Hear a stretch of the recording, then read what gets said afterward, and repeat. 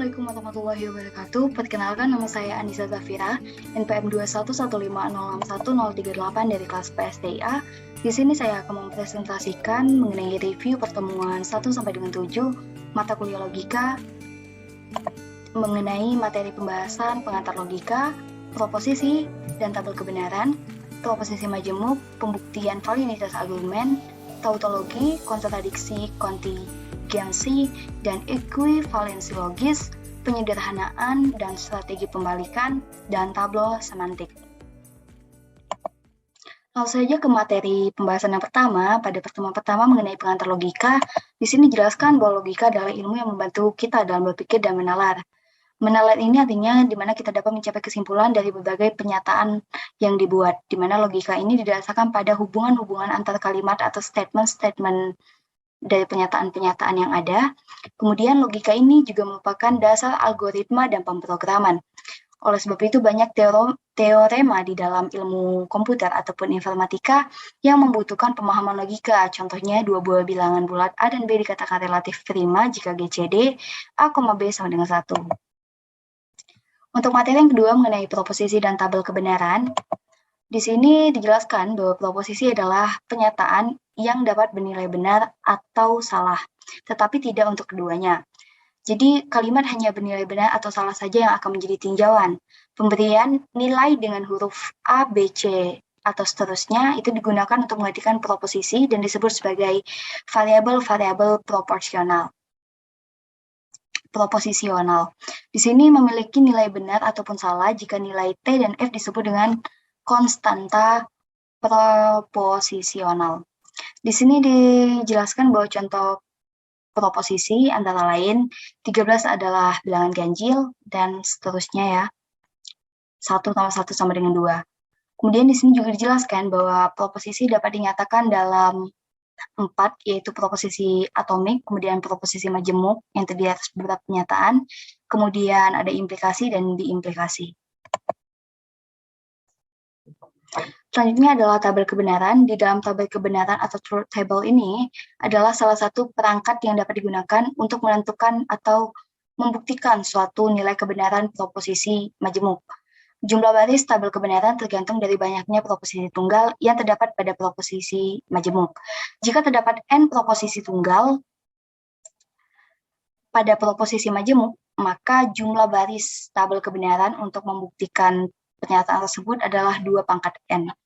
Di sini ada simbol-simbol dalam yang biasa digunakan untuk proposisi majemuk. Di sini ada negasi seperti ini, kemudian simbol konjungsi, ada disjungsi, ada implikasi, biimplikasi, exclusive or, kemudian not and or not or. Seperti ini. Selanjutnya ialah contoh soal. Berikut adalah contoh soal dari proposisi dan tabel kebenaran.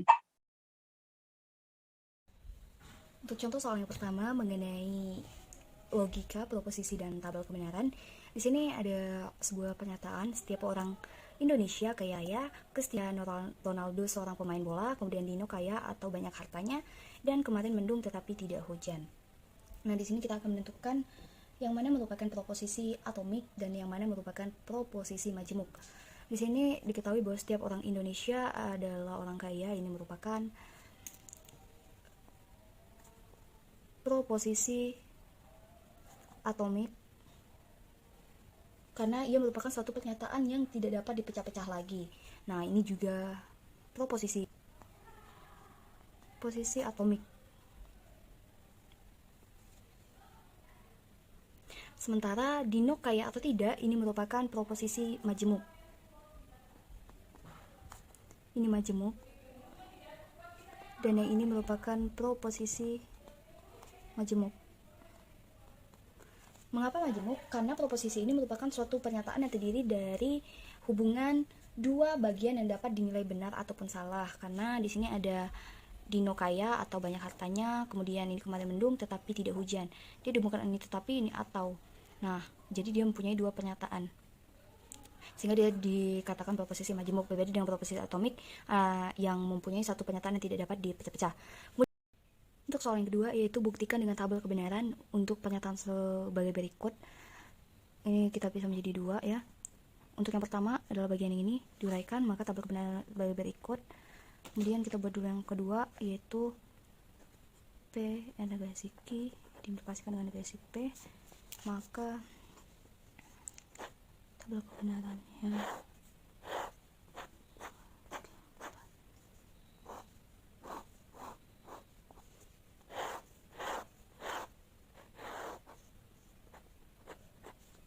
P Q min negasi P negasi Q, P negasi Q, kemudian P negasi Q implikasi negasi P. Nah, di sini kita lanjutkan untuk TTFF, kemudian Q true false, kemudian negasi P kebalikan dari ini, kemudian false true, kemudian ini Q diorkan dengan negasi P, maka ia akan menghasilkan sebagai berikut. Maka ini diorkan, ia akan menghasilkan true, kemudian ini false, kemudian ini true, kemudian ini true. Sementara untuk yang ini maka ini akan menjadi true, ini akan menjadi false, ini akan menjadi true, ini akan menjadi true. Maka nilainya yang ini ya. Kita lihat untuk tabel yang kedua, di sini adalah true false true false true false true false true. Maka untuk yang NP di-N-kan dengan negasi Q, maka dia akan menghasilkan ini false, kemudian ini true, kemudian ini false, kemudian ini false. Untuk ini diimplikasikan dengan negasi P, maka dia akan menghasilkan true, false, true. Hasilnya ini. Jadi kita lihat ya bahwa true false true. Jadi pernyataan ini benar bahwa P diimplikasikan dengan Q or negasi P akan sama dengan P dan negasi Q diimplikasikan dengan negasi P. Ini terbukti valid. Ya, untuk soal nomor 2 sebagai berikut.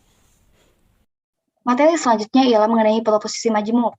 Nah, proposisi majemuk ialah proposisi yang suatu penyataannya dapat terdiri dari hubungan dua bagian yang dapat dinilai benar atau salah. Ada 4 macam proposisi majemuk. Yang pertama ada konjungsi, di mana notasinya dilambangkan seperti ini. Kemudian disjungsi, di mana notasinya seperti huruf V. Kemudian ingkaran atau negasi, di mana dilambangkan dengan notasi seperti ini, dan juga disjungsi eksklusif yang dinotasikan seperti ini. Berikut adalah contoh soal dari proposisi majemuk. Ini adalah contoh soal nomor 3 untuk proposisi majemuk. Diketahui bahwa ada sebuah pernyataan, jika Dewi lulus sarjana teknik informatika, orang tuanya akan bangga dan dia dapat segera bekerja. Tetapi jika dia tidak lulus, di sini ada tetapi, dan jika dia tidak lulus, semua usahanya akan sia-sia. Maka di sini kita akan membuat variabel untuk pernyataannya, untuk kita buat P, Q, R, S. Ini adalah P untuk yang pertama, jika Dewi lulus sarjana teknik informatika, itu adalah P. Kemudian Q, orang tuanya akan bangga, itu adalah Q. Kemudian Dewi dapat bekerja, itu adalah R. Kemudian jika dia tidak lulus, maka usahanya akan sia-sia. Usaha akan sia-sia ini adalah S. Jadi seperti itu. Jadi ini adalah lulus, Dewi akan lulus, orang tuanya bangga, ortunya akan bangga. Kemudian R ini dia akan bekerja, sementara dia usahanya akan sia-sia. Ini Dewi, usaha Dewi akan sia-sia. Nah, sehingga kita dapat susun dari variabel tersebut, kita buat sebuah ekspresi logika. Pernyataan tersebut adalah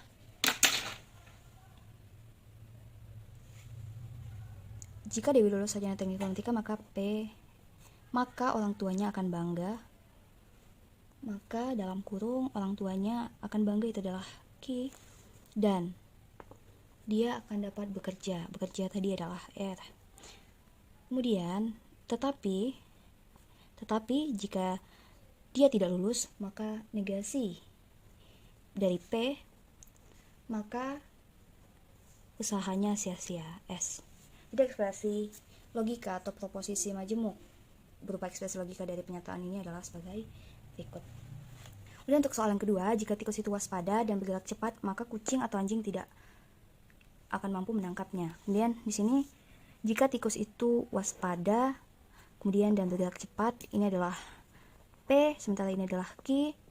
Kemudian kucing atau anjing itu mampu menangkapnya. Kucing adalah R, sementara anjing adalah S. Kucing mampu menangkapnya adalah S ini adalah anjing mampu menangkapnya, sehingga dapat disusun bahwa dari proposisi majemuk tersebut dapat disusun bahwa ekspresi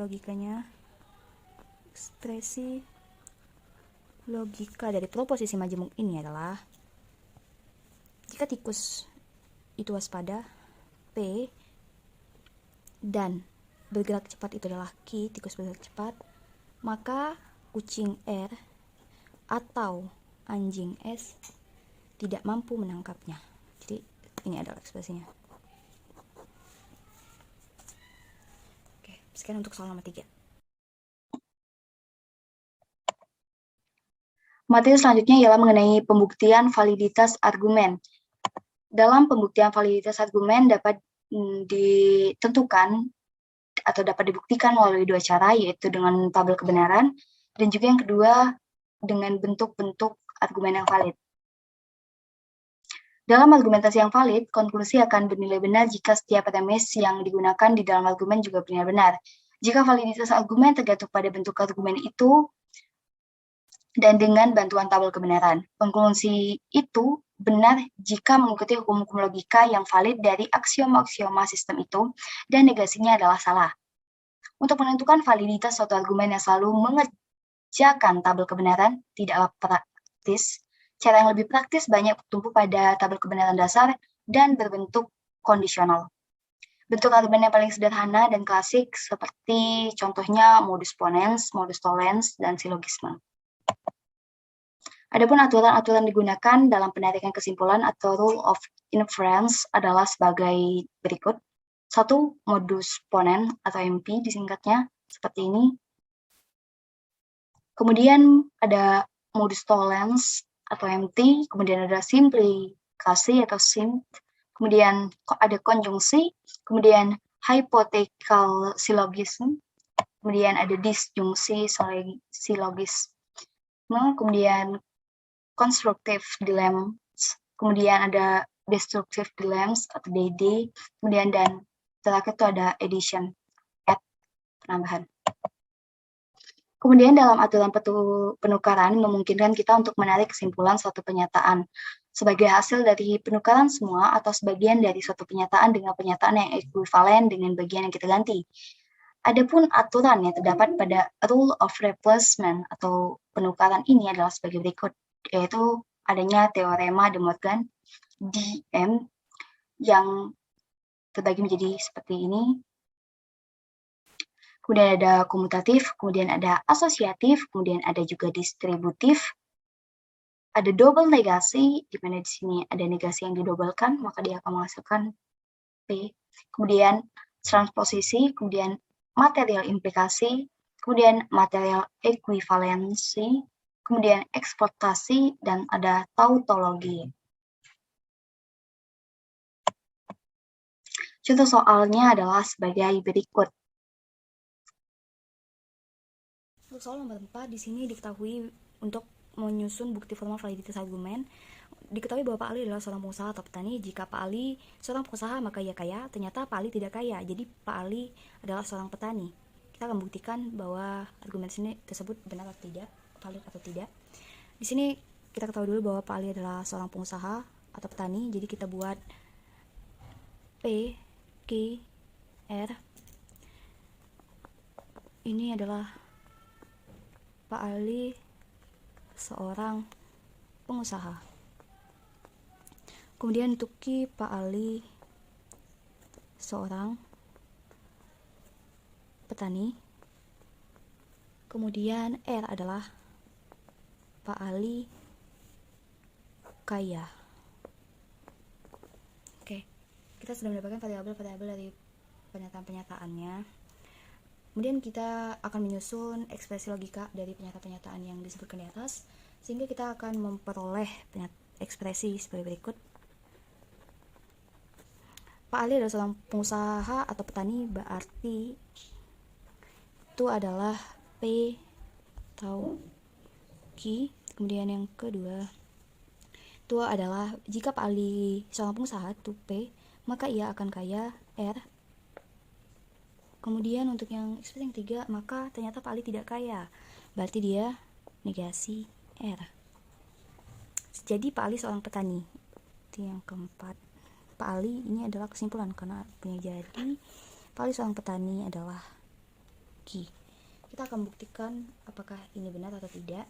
Jadi di sini kita buat bahwa P OR Q, P implikasi R negasi R, di mana di sini ini merupakan premis, ini premis di mana akan menghasilkan kesimpulan Q. Nah, di sini kita akan memodus toleransikan antara pernyataan 1, 2, ini 3, yang keempat ini akan kita modus toleransikan kedua dan ketiga sehingga menghasilkan negasi P.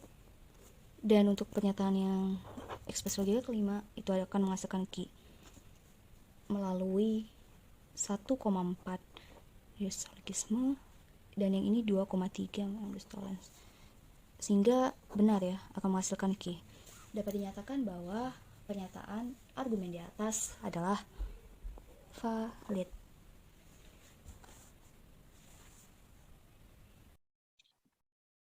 Materi yang selanjutnya yaitu adalah tautologi, kontradiksi, kontingensi, dan ekuivalensi logis. Tautologi adalah suatu pernyataan majemuk yang selalu bernilai benar. Jika pada tautologi tersebut memuat implikasi, maka tautologi tersebut dinamakan implikasi logis. Sedangkan jika pada tautologi tersebut memuat bi-implikasi, maka tautologi tersebut dinamakan bi-implikasi logis. Jadi pada tautologi ini semua pernyataan yang ada pada pernyataan majemuk itu bernilai benar. Kemudian kontradiksi adalah suatu pernyataan majemuk yang selalu bernilai salah. Jadi pernyataan-pernyataan di dalamnya itu bernilai salah. Sementara kontingensi ini adalah suatu pernyataan majemuk yang nilai kebenarannya memuat nilai benar dan salah. Jadi dia ada benar dan juga ada salah. Kemudian pada ekuivalensi logis itu merupakan pernyataan-pernyataan yang dapat dikatakan ekuivalensi logis jika memenuhi persyaratan sebagai berikut. Jika keduanya ekspresi logika adalah tautologi, artinya bernilai true dan true pada tabel kebenaran. Kemudian yang kedua, jika kedua ekspresi logika ini adalah kontradiksi atau bernilai false dan false pada tabel kebenaran. Dan juga jika pada kontingensi itu jika urutan true dan false atau sebaliknya false and true pada tabel kebenaran tetap pada urutan yang sama. Jadi urutannya tetap sama. Itu dapat dikatakan ekuivalensi yang logis. Contoh soalnya adalah sebagai berikut. Untuk contoh soal yang kelima mengenai tautologi, kontradiksi, kontingensi, dan ekuivalensi logis. Di sini akan membuktikan kebenaran hubungan dan kebenaran pernyataan berikut, di mana Sheila tidak pandai atau rajin, dan pernyataan yang kedua adalah tidak benar jika Sheila pandai dan rajin. Untuk yang pernyataan pertama, di sini kita ketahui bahwa pandai itu A, kita misalkan, sementara rajin itu B, sehingga akan memperoleh ekspresi logika negasi A or negasi B. Kemudian untuk pernyataan yang kedua adalah tidak benar jika Sheila pandai dan rajin adalah tidak benar, itu adalah negasi Sheila pandai A dan rajin B. Ini untuk ekspresi logika dari pernyataan yang kedua. Dan di sini kita akan membuktikannya dengan tabel kebenaran antara ekspresi logika tersebut. Apakah ekspresi tersebut equivalence atau tidak? Jadi di sini kita buat A, B, kemudian negasi A, negasi B, kemudian A. and B. Kemudian ada negasi A or negasi B. Dan yang terakhir itu adalah negasi A and B. Di sini kita buat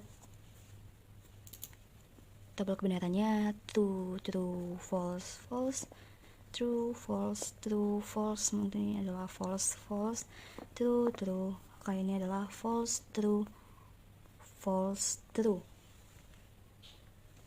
Sehingga di sini untuk A and B, maka dia akan menghasilkan true,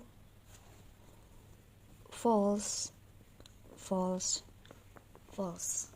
Untuk negasi A or negasi B, maka dia akan menghasilkan false, true, true, true. Setelah untuk negasi A and B, maka dia akan menghasilkan false, true, true, true. Kemudian dari ekspresi logika di atas, maka kita dapat mengatakan bahwa ekuivalensi ini logis meskipun nilainya di tabel kebenaran karena nilainya sama. Kemudian untuk menjadikan ekuivalensi logis, maka kita dapat membuat sebuah perangkai ekuivalensi di antara kedua ekspresi tersebut yang akan menghasilkan sebuah tautologi karena bernilai benar. Seperti ini, jadi akan menghasilkan min A or negasi B, negasi A or negasi B ini akan ekuivalen dengan negasi A and B. Kita lihat dengan ini, maka dia akan sama.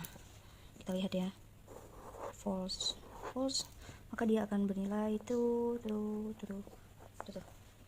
Sehingga dapat dikatakan ini merupakan ekuivalensi logis yang bernilai tautologi karena semua ekspresinya bernilai true atau benar. Sekian untuk nomor 5. Selanjutnya ialah mengenai penyederhanaan dan strategi pembalikan. Di sini strategi pembalikan atau refutation strategi digunakan untuk membuktikan validitas suatu ekspresi logika untuk argumen dan untuk memastikan nilai-nilai premis-premis yang benar yang harus diikuti oleh kesimpulan yang benar.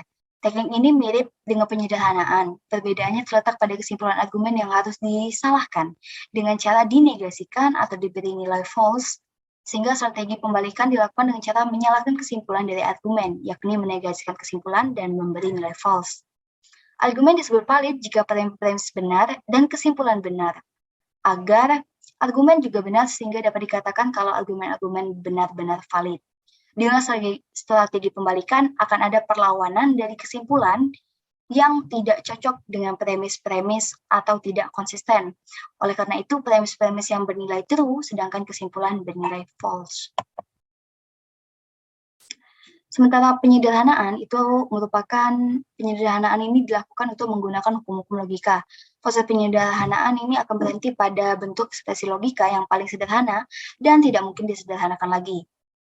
Biasanya dihubungkan dengan perangkai seperti berikut dan dapat diganti dengan perangkai or, and, atau dinegasi. Kemudian konsistensi adalah koleksi dari pernyataan-pernyataan disebut dengan konsistensi yang jika pernyataan-pernyataan tersebut secara stimulan menyatakan semuanya benar. Konsistensi dapat dibuktikan dengan membuat pernyataan menjadi ekspresi logika dan dibuktikan melalui tabel kebenaran. Kemudian di sini juga ada model dan counter model. Ada model dan counter model ini merupakan teknik model yang akan berusaha mencari premis-premis dan kesimpulan berupa ekspresi-ekspresi logika yang bernilai true, sehingga hasilnya pasti true dan berarti argumen tersebut dinyatakan valid. Akan tetapi, karena nilai true diperoleh dari berbagai kemungkinan, dipergunakan strategi pembalikan dengan memberikan nilai false atau F pada kesimpulan, sehingga sedangkan premis-premis harus tetap bernilai true sehingga hasilnya juga pasti false. Judul soalnya adalah sebagai berikut. Untuk soal yang keenam mengenai penyederhanaan ekspresi logika berikut ini, seperti soal seperti ini, maka kita akan mengerjakan penyederhanaannya sebagai berikut ini. Kita tuliskan bahwa A B C akan sama dengan A.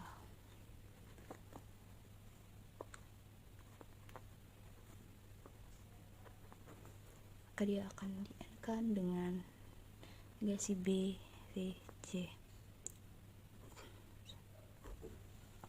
Ini adalah didistributifkan, satu sifat distribusi penyebaran ya. Maka dia akan dihasilkan N 1 N negasi B or B di-N-kan dengan negasi B or C, sehingga dia akan sama dengan A N negasi B C. Ini adalah identisinya. Ini adalah penyederhanaan yang paling sederhana. Kemudian untuk soal yang ketujuh mengenai strategi pembalikan, di sini kita akan mendapatkan seperti contoh soal sebagai berikut ini. Maka kita akan membuat strategi pembalikannya dengan cara membuktikan melalui tabel kebenaran. Maka di sini A aplikasi negasi C aplikasi B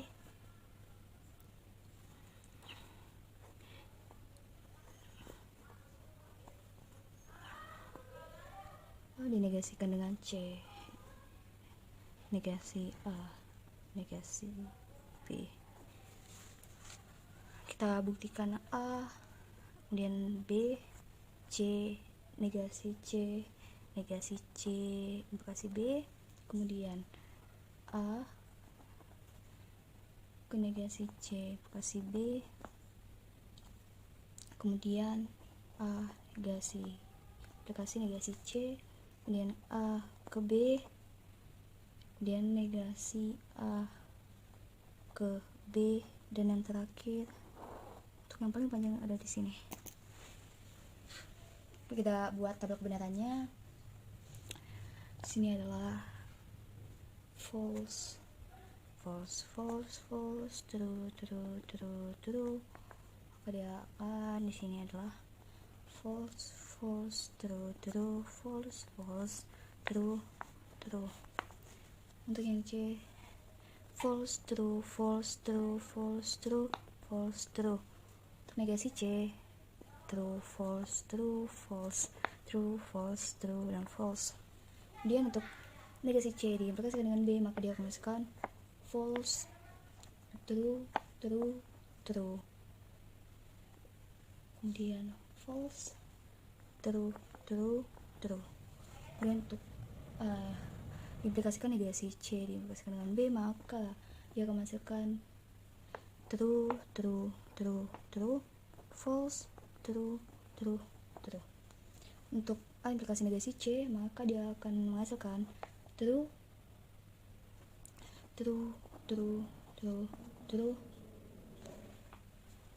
false, true, false. Untuk A diimplikasikan dengan B, dia menghasilkan true, false, true. Untuk negasi A implikasi B, maka dia akan menghasilkan false, true, false. Dan untuk ekspresi yang ini, dia akan menghasilkan false.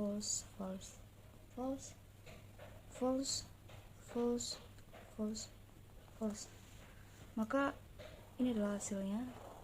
Pernyataan ini bernilai false. Dari hasil negasi, dari kesimpulan ini membuktikan bahwa pernyataan ini tidak konsisten, bernilai false dengan premis-premisnya, yaitu F.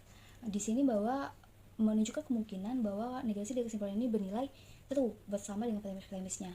Maka dengan adanya strategi pembalikan, hasilnya berubah menjadi true, false ini akan berubah menjadi true dengan adanya strategi pembalikan, maka ekspresi berikut dapat dikatakan valid. Kemudian untuk materi pertemuan yang ketujuh adalah tableau semantik. Tableau semantik adalah bentuk-bentuk proposisi yang dibangun berdasarkan aturan tertentu yang biasanya berbentuk pohon terbalik atau pohon semantik, biasanya dinamakan dengan yang mana mempunyai cabang-cabang dan ranting-ranting yang relevan. V. Jadi dalam strategi pembalikan, jika diketahui premis-premis bernilai true dan kesimpulan bernilai false, jika hal itu bisa dibuktikan, maka argumen tersebut tidak valid. Sebaliknya, jika hal tersebut tidak bisa dibuktikan, maka argumen tersebut valid. Jadi premis-premis yang bernilai true seharusnya juga menghasilkan kesimpulan yang bernilai true juga. Kemudian ada aturan pada tableau semantik. Terdapat 10 aturan dalam tableau semantik yang dapat diurutkan sebagai berikut. Untuk aturan pertama, yaitu A dan B, di mana jika tableau berisi A dan B, maka tableau akan dikembangkan menjadi tableau baru dengan menambahkan A dan B pada tableau A dan B. Seperti berikut ini. Kemudian A or B, seperti berikut ini. Kemudian ada juga A yang diimplikasikan dengan B, kemudian A, ekuivalensi, kemudian negasi-negasi A, negasi A and B, kemudian negasi A or B, negasi A diimplikasikan dengan B, A, kemudian negasi A implikasi ekuivalensi dengan B. Kemudian pada aturan yang ke-10, jika ada bentuk logika A dan negasi A yang berada pada satu deretan cabang dari tableau, maka terjadi ketidakkonsistenan pada cabang tertentu, dan cabangnya dinyatakan tertutup, close. Dan cabang tersebut tidak bisa dikembangkan lagi. Hal ini disebabkan karena A dan negasi A tidak mungkin benar bersama-sama pada satu saat tertentu. Yakni jika A bernilai true, tidak mungkin negasi A juga bernilai true pada saat yang sama. Demikian juga sebaliknya. Jika semua cabang tableau tertutup, maka ekspresi logika disebutkan bersama-sama tidak konsisten, atau mereka tidak bisa bernilai benar bersama-sama. Contoh soalnya ialah sebagai berikut untuk tableau semantik. 8 adalah soal mengenai tableau semantik. Di sini adalah contoh soal sebagai berikut. Ada 4 ekspresi A dan B. Kemudian di sini kita akan membuat sebuah pohon semantik untuk membuktikan apakah tabel ini valid atau tidak. Kita langsung saja kita gambarkan di sini A or B diimplikasikan dengan B, kemudian A or C diimplikasikan dengan D, kemudian A, kemudian B. Di sini tembok sambungannya akan menghasilkan negasi A or B dan B. Maka di sini sesuai aturan yang sudah disebutkan pada aturan tableau semantik, untuk pohon semantik ini akan menghasilkan negasi A, negasi B. Sementara ini akan menghasilkan A, C, implikasi D, dan ini akan dipecah lagi menjadi negasi C, C, D. Ini terdapat pada aturan-aturan yang sudah diterangkan dalam aturan tableau semantik, sehingga ini dapat kita ketahui bahwa tertutup karena kita ketahui bahwa negasi A kita balik ke atas, setelah ini kita balik ke atas juga. Sementara ini masih akan tetap terbuka. Ini adalah yang terbuka, sehingga dari tableau semantik berikut ini dapat disimpulkan bahwa tableau ini tidak bisa tertutup semuanya. Artinya ini terjadi konsistensi bersama-sama, sehingga pada kesimpulannya ekspresi-ekspresi logika ini terjadi konsistensi bersama-sama, sehingga dapat dikatakan bahwa ekspresi tersebut tidak valid. Untuk soal yang ke-9 mengenai tableau semantik yang berupa pernyataan, di sini kita akan menyelesaikannya. Untuk penyelesaian dengan tableau semantik, di sini terdapat pernyataan di mana jika data mencontek saat ujian, maka dosen akan datang jika pengawas tidak lalai. Jika data mencontek saat ujian, maka pengawas tidak lalai. Dengan demikian, jika data mencontek, maka dosen akan datang. Sehingga kita buat di sini variabel-variabelnya terlebih dahulu. Jika dalam mencetak saat ujian itu adalah A, dosen akan datang itu adalah B, kemudian pengawas lalai itu adalah C. Maka diperoleh premis-premis yang pertama itu adalah jika dalam contek itu adalah A, maka dosen akan datang. Maka dosen akan bilang jika pengawas lalai, artinya jika pengawas lalai.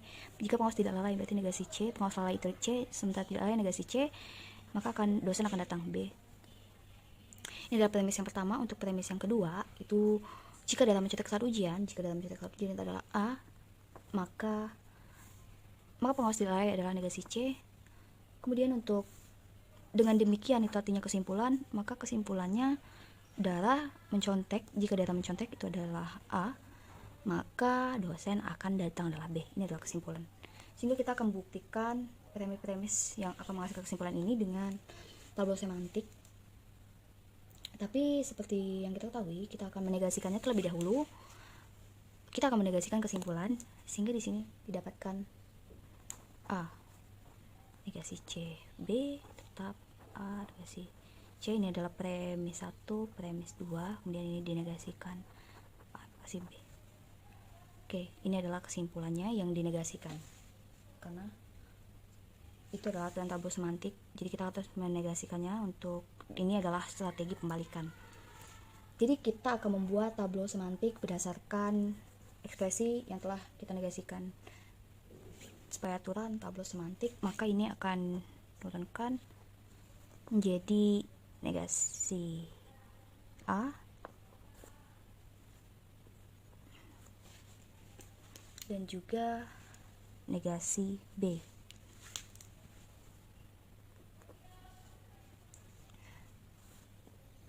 Dia akan masukkan A. Kemudian kita bacakan lagi. Di sini akan menghasilkan negasi A dan negasi C.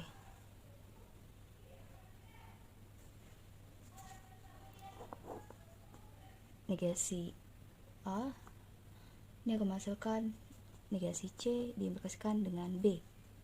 Kemudian ini akan menghasilkan negasi C dan B. Ini negasi C, ini adalah C. Didapat negasi A dan negasi B ini dari aturan 5 pada baris ketiga. Kemudian didapatkan A ini pada aturan 5 tabel semantik pada baris keempat. Kemudian didapatkan negasi A dan negasi C itu adalah aturan 3 pada baris yang kedua. Kemudian didapatkan negasi A, negasi C implikasi B itu dari aturan ketiga pada baris yang pertama. Kemudian didapatkan negasi C dan B itu pada aturan ketiga pada baris yang ketujuh. Kemudian didapatkan C pada aturan kelima tabel semantik pada baris yang ke-8. Ini adalah baris pertama. Ini adalah baris yang kedua, baris yang ketiga, baris yang keempat, baris yang kelima, 6, 7, 8. Dan ini adalah 9. Di sini diketahui bahwa ini bersifat tertutup.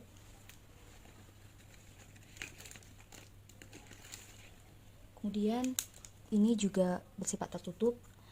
Ini bersifat tertutup dan ini juga bersifat tertutup. Dimana diketahui ini akan bersifat tertutup, kita akan kembalikan ini ke atas, maka ia ketemu ini tertutup. Ini kesini adalah tertutup. Sementara negasi C bertemu negasi C ini adalah yang tertutup. Ini B nanti akan bertemu dengan negasi B. Ini adalah tertutup, ini adalah tertutup, ini adalah tertutup, ini adalah tertutup.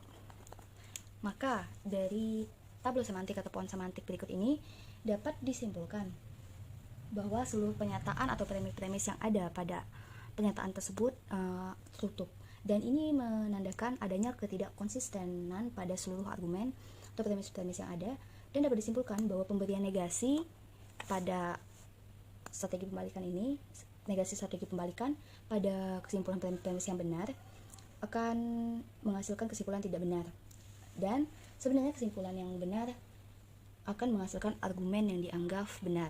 Sehingga berdasarkan tabel semantik yang tertutup yang menandakan ketidakkonsistensian, menandakan bahwa pernyataan di atas bernilai valid.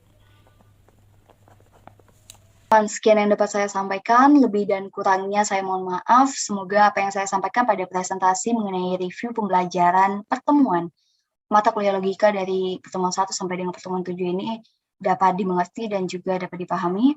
Lebih dan kurangnya saya mohon maaf. Saya akhiri. Wassalamualaikum warahmatullahi wabarakatuh.